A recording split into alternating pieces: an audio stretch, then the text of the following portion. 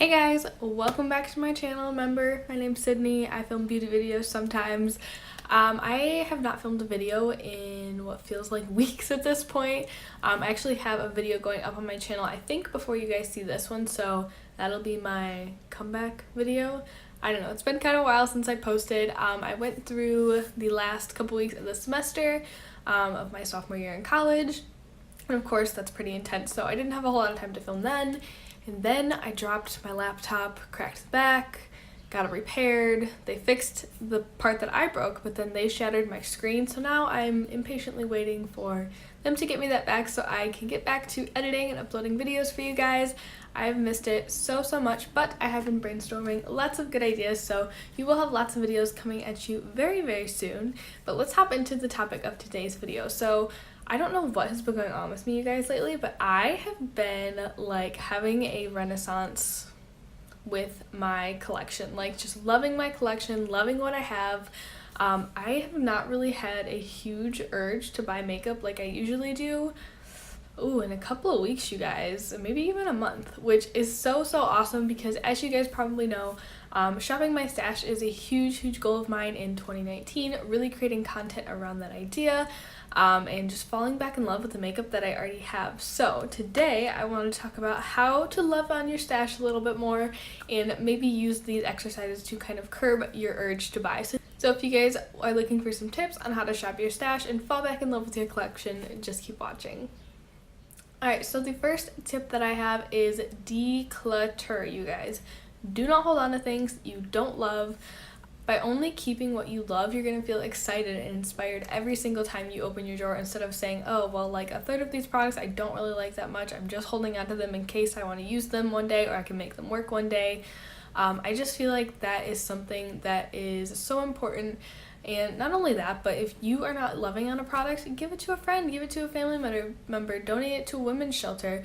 Someone else will love that product more than you do, and then you'll have room for either more products that you really love, or you'll have more time and more face space to focus on the products that you really love. So my next tip is to really truly organize your collection. Those of you who don't have a ton of makeup, this may not really apply to you, but those of you who have a moderate sized collection, this is so important. I feel like if I don't see something, I'm probably not going to use it. And that's why I think it's super important to, at least for me and kind of how I use my makeup, to reorganize my makeup every couple of months. I am going to do a video, I think, in the next couple of weeks on reorganizing my makeup stash. I really hope that that'll be something interesting to watch. I watched Sarah Rose do that on her channel, and I just kind of loved it. It was like those clean with me videos. It was very satisfying. So I got some little containers from Dollar Tree. I'm kind of still formulating a plan in my mind, but I'm really excited to do that very soon, because honestly, I just like love to like sit and just like dig through my makeup and sort through things. I know it's super weird, but I just love it so much. So yes, organization is super important. This can also be a really great way for you to really pare down the products that you're using and loving, and products that make you feel joy and inspiration. This next tip is kind of a little like, well, duh, Sydney, that's like what this whole thing is called. But I mean to seriously shop your stash. So not only like pulling out products every day, different products every day, instead of like running to the store and buying a new thing every week, but truly shop your stash. Make a shop your stash basket, bag. Do some of these fun roulette projects that I keep seeing. For me personally, the way that I really like to do this is to do it through fun little projects that I get to share on YouTube with you guys. Do these even if you don't have like a YouTube or an Instagram or something like that, but I really love to do my Shop My Stash basket, which I will be updating soon. I have kind of a single shadow Shop My Stash type video series going on, which I'm also going to update soon. I actually created a new palette, and that's what I have on my eyes today, and I am so excited for this one, you guys. You have no idea. But do things like that, and then when new things come out, seriously shop your stash for them. Don't just like look at one palette and be like, oh, this isn't an exact dupe for the palette. I can still get that one. I mean, you can if you want to, but if you're trying to save money, trying to really love on your collection, stick to your no buy or low buy. Really shop your stash, you guys. I have so many shop your stash or dupes with me videos on my channel. I will have them all linked down below if you guys are interested in watching how kind of that process goes.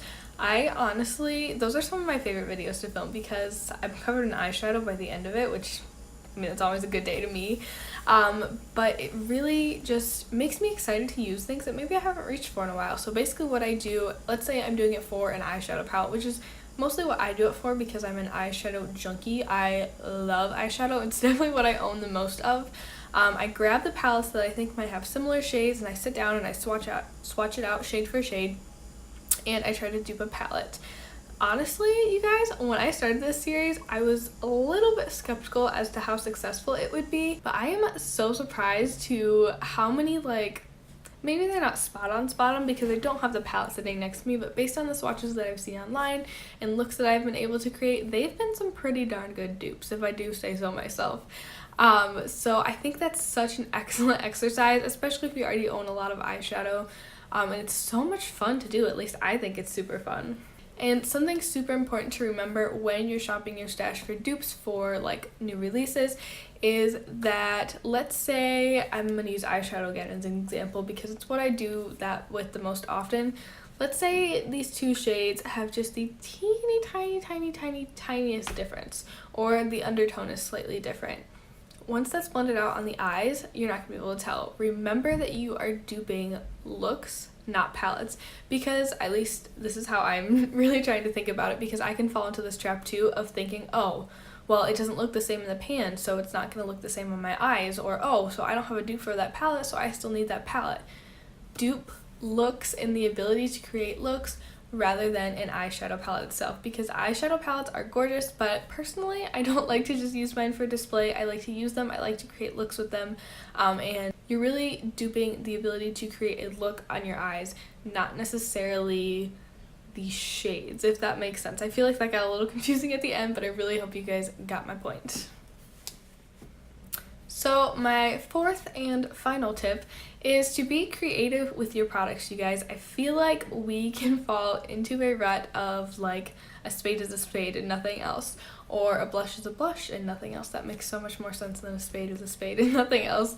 But makeup is multifunctional. Some products you have to be a little bit more careful with because you can't put them like in your eye area or, you know, like around your mouth or something, but for the most part makeup can be used wherever you want it to be. Some examples that I wrote down were lipstick can be used as cream blush. Cream blush is huge right now, and I am fighting the urge every day to go out and buy like 10 more of those Flower Beauty blush bombs because they are so beautiful. I think I will buy like one more, but I'm really trying to remember that I have an entire drawer of lipstick that would function so beautifully as a cream blush for the most part. Some formulas may lend themselves to being cream blushes a little bit easier than other formulas, but it's definitely something to try, especially if you're kind of just dipping your toe into the water of cream products. So another thing that I have been doing lately is using like loose glitter and glitter glue to get kind of those cool like glitter details on eye looks. It's just another example of saying, hey, I have this, I don't need to go out and buy like those Stila glitter and glows or the many other kinds that are on the market right now. I have this in my collection, I can use this and create a similar look. And then another super popular trend that I kind of just wanted to mention was the blotted lip look. So ColourPop has come out with like I think 2 or 3 blotted lip type products, and honestly I think I may cave and buy one soon. But before, I wanted to buy like 10 different shades of each of them because I just adore that look on the lips. I think it is so beautiful. I have a full drawer, okay, not a full drawer, but I have quite a few liquid lipsticks in my collection, and I have found that I can get a very similar look by just applying a little bit of lip balm, applying a couple dots of the liquid lipstick along my lips, and then just kind of smudging it out, and I get the most beautiful, soft, blotted lip look without spending any more money or bringing any more lip products into my collection. So if you're like Sydney, I'm really not that creative, I have a hard time thinking out of the box, well, good news for you, there's YouTube, there's Instagram, and there are so many fun challenges on there that challenge you to use your makeup in a different way. Challenges like palette bingo or using one palette for your entire face really challenge you to look at products in a different way. And I encourage you to try those tags out, even if you're not a YouTuber or an Instagrammer, just try them out, they're so much fun to do, and they really will kind of make those creative juices start flowing in that manner.